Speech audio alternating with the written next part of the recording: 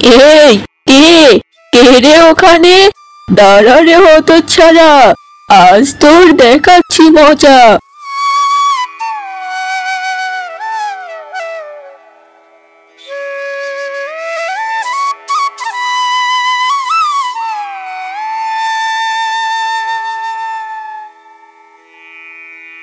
কি হলো গো ঠাকুমা, কার উপর এত চেঁচাচ্ছ? আরে দেখ না, কে যেন একটু আগে আমার লাউয়ের বাগান থেকে লাউ শাক চুরি করে নিয়ে গেল। আহারে, আমার এমন কচি ডগাগুলো একদম ভেঙে নিয়ে গেল। ও আচ্ছা, এই ব্যাপার। তুমি এমন করে চেঁচাচ্ছ, মনে হচ্ছে কেউ তোমার গুপ্তধন চুরি করে নিয়ে গেল। বারে, চেঁচাবো না? আমার কত স্বাদের লাউ গাছ। তুই জানিস এই লাউ শাকের তরকারি কত ভালো লাগে। রাখো তো তোমার লাউ শাকের গল্প, আমার লাউ শাক খেতে একদমই ভালো লাগে না। বুঝবি না রে দিদি ভাই, তোরা বুঝবি না, এই লাউ শাকের মর্ম তোরা বুঝবি না। যদি পারতাম একদিন সর্ষে বেটে তোকে লাউ শাক রান্না করে খাওয়াতাম। হয়েছে, তোমাকে আর এসব নিয়ে গল্প করতে হবে না, বাড়িতে চলো। আজ বাবা নদী থেকে বড় একটা ইলিশ মাছ নিয়ে এসেছে। চলো চলো, দেখবে মা হয়তো এতক্ষণে রান্নাও করে ফেলেছে। বেশ তো, চল তাহলে। তারা তার আগে গাছ থেকে কয়েকটা লাউ পাতা নিয়ে যাই। আবার সেই লাউ শাকের গল্প? হ্যাঁ গো ঠাকুমা, তোমার মাথায় কি আর কিচ্ছুই আসে না? কি করবো রে দিদি ভাই, আমাদের কালে তো রোজ রোজ এত মাছ মাংস জুটতো না। তোর দাদু ছিল সামান্য দিন মজুর, সারাদিন এদিক ওদিক ঘুরে কিছু শাক পাতা কুড়োতাম, তা দিয়েই আমাদের পেট চলতো। তাই বলে এখনো শাক পাতাই খাবে? তা যা বলেছিস রে দিদি ভাই, আসলে অনেক দিনের অভ্যাস একদিনে কি যায় বলতো? এবার তো চলো, অনেক হয়েছে। আচ্ছা আচ্ছা, চল বাবা চল।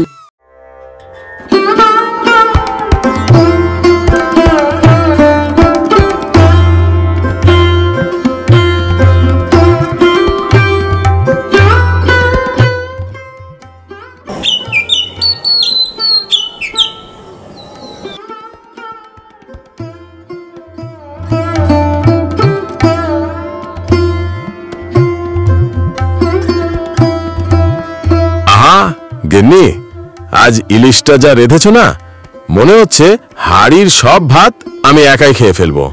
খাও না, কে তোমাকে নিষেধ করেছে? মা, আপনাকে আরো এক হাতা ভাত দেই? না গো বৌমা, এই আমার বেশি হয়ে গেছে। কি রে দিদি ভাই, আমার থেকে একটু লাউ শাক নিয়ে খেয়ে দেখ। তুমি আবার শুরু করলে ঠাকুমা?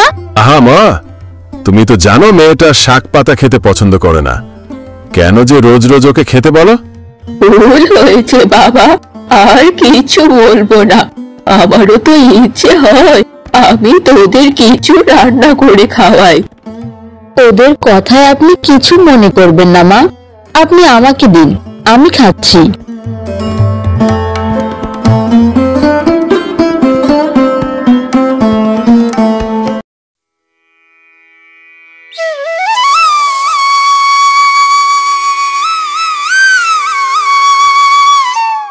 হাসান ভাই মহাজনের হয়ে কাজ করে লাভ নেই। আজকাল সংসারের যা খরচ তা চালাতে হিমশিম খাচ্ছি, তাই ভাবছি দুজন মিলে যদি একটা মাছের আড়ত দিতে পারতাম। স্বপ্ন দেখে লাভ নেই, যেটুকু টাকা পাচ্ছি সেটুকুই পরে জুটবে না কপালে। তাই বলে আর কতদিন পরের মাইনেদার হয়ে থাকবো বলতো? ঠিক মতো সংসারের খাবার জোটাতে পারি না, ছোট মেয়েটাকে ভালো কোনো কাপড় পরাতে পারি না। কি হবে এমন কাজ করে? দুঃখ করো না ভাই, আল্লাহ চাইলে একদিন সব হবে না। এবার মাছগুলো নিয়ে বাজারে চল দেখি, নইলে আবার মহাজন রেগে যাবে। হ্যাঁ, তাই চলো, কি আর করার।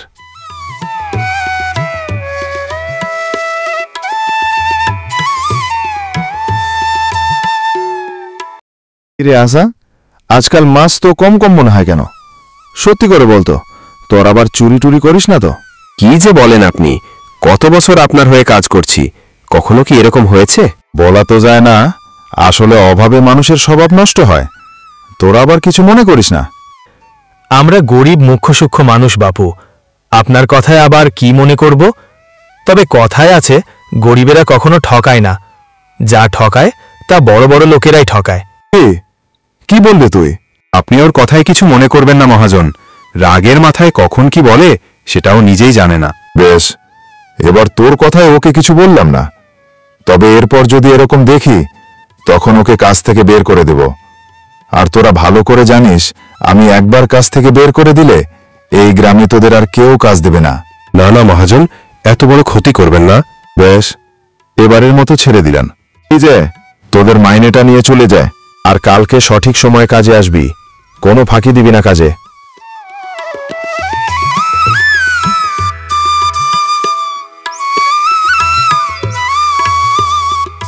এগো, তোমার মুখটা এমন শুকনো লাগছে কেন? শরীরটা খারাপ করলো নাকি? হ্যাঁ রে খোকা, কি হয়েছে তোর? এমন কিছু হয়নি মা, শরীরটা একটু দুর্বল লাগছে। আজ নদীতে বেশি সময় থেকেছি তো, তাই হয়তো এমন হচ্ছে। দেখি, তোর আবার জ্বর টর এলো নাকি?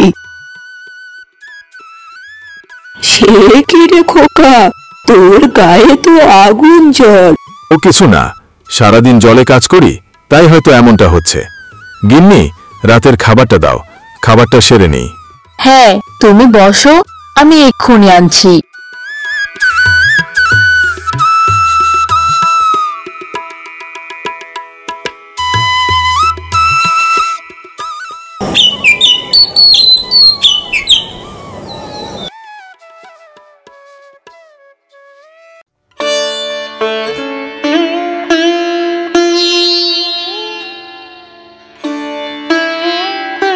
আয় বিধাতা, এত বেলা হয়ে গেল, আমি তো বিছানা থেকে উঠতে পারছি না।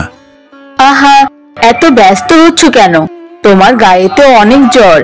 এই জ্বর নিয়ে তোমাকে আজ নদীতে যেতে হবে না। তাই বললে কি আর চলবে গিন্নি? আমাদের এমন মহাজন একদিন না গেলেই কাজ ছাড়িয়ে দিবে। তুমি এত চিন্তা করো না তো বাবা, কাজ ছাড়ালে ছাড়বে, তাই বলে এত জ্বর নিয়ে তুমি নদীতে যাবে নাকি? মারে, কাজে না গেলে খাবো কি? এত অস্থির হোস না তো বাবা, কপালে যা আছে তাই হবে। যাই, আমি একটু বাগান থেকে তুলসী পাতা তুলে নিয়ে আসি, রস করে দেব, খেয়ে দেখবি শরীরটা ভালো লাগবে। আহা মা, বুঝতে পারছো না, আমাকে কাজে যেতেই হবে।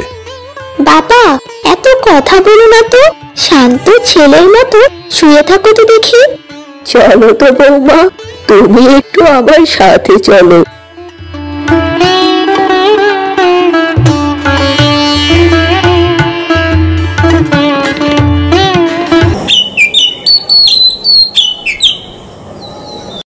রে, আজ হাসান আসেনি যে? না মানে, আজ হাসান ভাইয়ের অনেক জ্বর এসেছে, তাই আসতে পারিনি।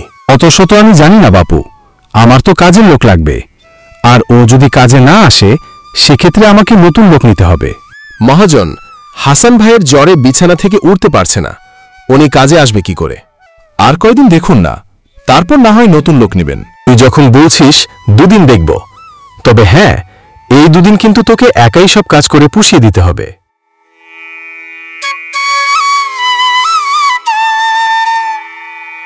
মা, আমি তো আজও উঠতে পারছি না। আমার জন্য বেচারা মানিক আর কতই বা কষ্ট করবে।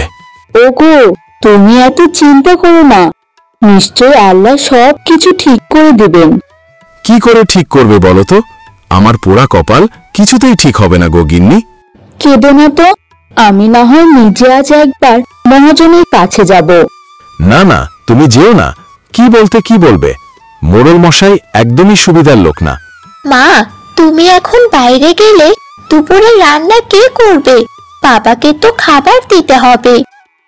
কেন রে দিদি ভাই, আমি তো এখনো বেঁচে আছি, একদিন এই বুড়ির হাতে রান্না খেতে পারবি না? না না ঠাকুমা, ও কথা কখন বললাম? বেশ, আজ তুমি যা রান্না করবে আমি তাই খাবো। বেশ, তাহলে বৌমা তুমি যাও, আমি রান্নাঘরে গেলাম।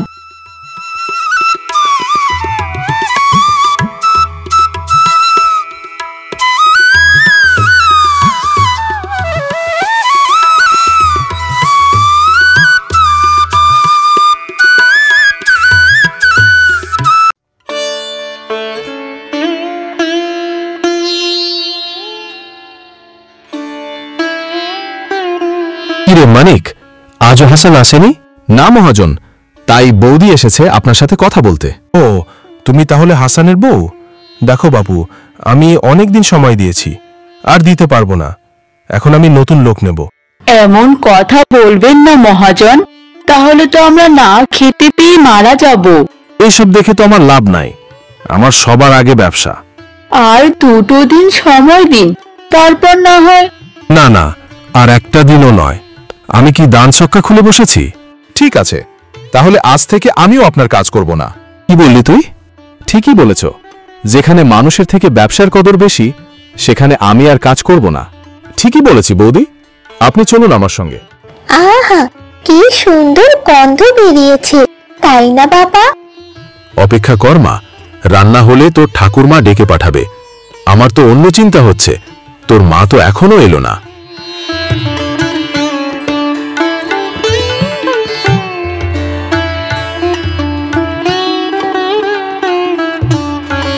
আরে মানিক ভাই, তুই? এগো হাসান ভাই, আজ শেষমেশ এমন স্বার্থপর লোকের কাজটা ছেড়ে দিলাম। আই বলে কাজটা ছেড়ে দিলি? এখন কি হবে? হ্যাঁ গো, আমি কত করে নিষেধ করলাম, কিন্তু তিনি আমার কোনো কথাই শুনল না। কেন শুনবো বৌদি? যার কাছে মানুষের জীবনের মূল্য নেই, যার কাছে মানুষের জীবনের মূল্য নেই, তার টাকাও আমার কাছে দরকার নেই। আই বলে কাজটা ছেড়ে দিলি? এখন কি হবে? চিন্তা করো না তো হাসান ভাই, এবার শুধু সুস্থ হও। আমি জমানো টাকা দিয়ে জাল কিনেছি, আমরা দুজন মিলে মাছের আড়ত দিব। তুই আমার জন্য এতটা করলি ভাই?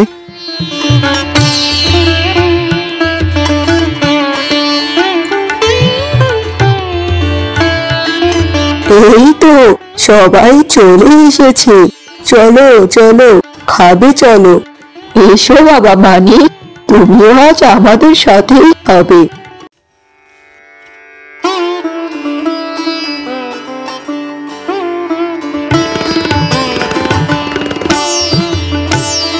সত্যি গো ঠাকুমা, আজকে রান্না তো খুবই সুন্দর হয়েছে, কিন্তু কি যে খাচ্ছি তাই তো বুঝতে পারছি না। হা হা হা, তুই তো বলিস শাক পাতা তুই কিচ্ছুই খাস না, আজ তো ভালো দিব্যি খাচ্ছিস। আজ তো তোর ঠাকুমার হাতে লাউ শাকের তরকারি খুব আয়েশ করে খাচ্ছিস। মানে লাউ শাকের তরকারি এত স্বাদ? হ্যাঁ রে দিদি ভাই, আজ তো বুঝলি শুধু মাছ মাংস নয়, লাউ শাকের তরকারিও খেতে অনেক মজা। মা, এত স্বাদ জানলে আমিও রোজ লাউ শাক খেতাম।